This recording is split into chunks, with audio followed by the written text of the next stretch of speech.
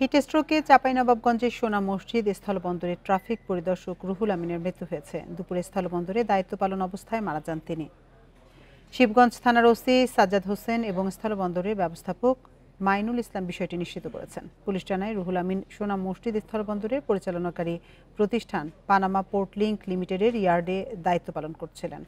এ সময় দুপুরে হঠাৎ অসুস্থ হয়ে পড়ে জ্ঞান হারান তিনি।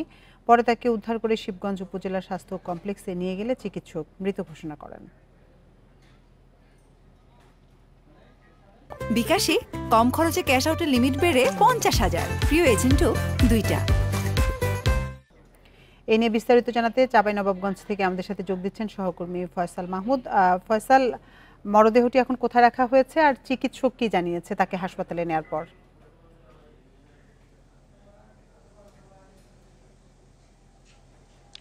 দেখুন, চাঁপাইনবাবগঞ্জের একেবারে সীমান্তবর্তী এলাকায় যে স্থলবন্দর রয়েছে সোনামসজিদ স্থলবন্দর, এই সোনামসজিদ স্থলবন্দরে আসলে দায়িত্ব পালন করতেন বাংলাদেশ স্থলবন্দর কর্তৃপক্ষের আসলে ট্রাফিক ইন্সপেক্টর রুহুল আমিন।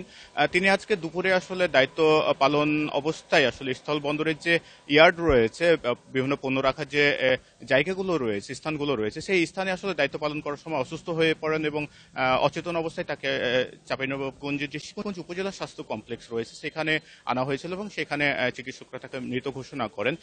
পরীক্ষা নিরীক্ষা করে আসলে চিকিৎসকরা যেটা বলছেন যে তিনি আসলে স্ট্রোক জনিত কারণেই মারা গেছেন এবং তিনি অতি গরমে মারা গেছেন এমনটাই আমাদেরকে জানিয়েছেন। আমরা যদি আসলে স্থলবন্দরের যিনি ব্যবস্থাপক রয়েছেন মাইনুল ইসলামকে উদ্ধৃত করে বলি, মাইনুল ইসলাম যেটি বলছিলেন যে আসলে সকল থেকেই যে ভারতীয় পণ্যবাহী ট্রাক বন্দরে আসা শুরু হয় এবং সেই ট্রাকগুলো থেকে যখন পণ্য খালাস করা হয় সেই ব্যবস্থাপনার আসলে নিয়ন্ত্রণ করতেন ট্রাফিক ইন্সপেক্টর রুহুল আমিন এবং তিনি যথারীতি অন্যান্য দিনের মতো আজকেও দায়িত্ব পালন করছিলেন এবং দায়িত্ব পালন করা অবস্থাতেই আসলে দুপুরবেলাতে তীব্র রোদের মধ্যে তিনি অসুস্থ হয়ে পড়েন এবং তিনি অসুস্থ অবস্থায় প্রথমে স্থলবন্দরের যে পরিচালনাকারী প্রতিষ্ঠান রয়েছে পানামা পোর্ট লিংক লিমিটেড সেই অফিসে নিয়ে যাওয়া হয় এবং সেখানে অচেতন হয়ে গেলে তাকে আসলে হাসপাতালে নিয়ে যাওয়া হয়। তো এখনো মরদেহ তার শিবগঞ্জ স্বাস্থ্য কমপ্লেক্সে রয়েছে। পুলিশের পক্ষ থেকে যেটি বলা হচ্ছে যে তার পরিবারের সঙ্গে যোগাযোগ করা হয়েছে এবং প্রয়োজনীয় যে প্রক্রিয়া রয়েছে, ময়নাতদন্ত রয়েছে সহ আইনি প্রক্রিয়া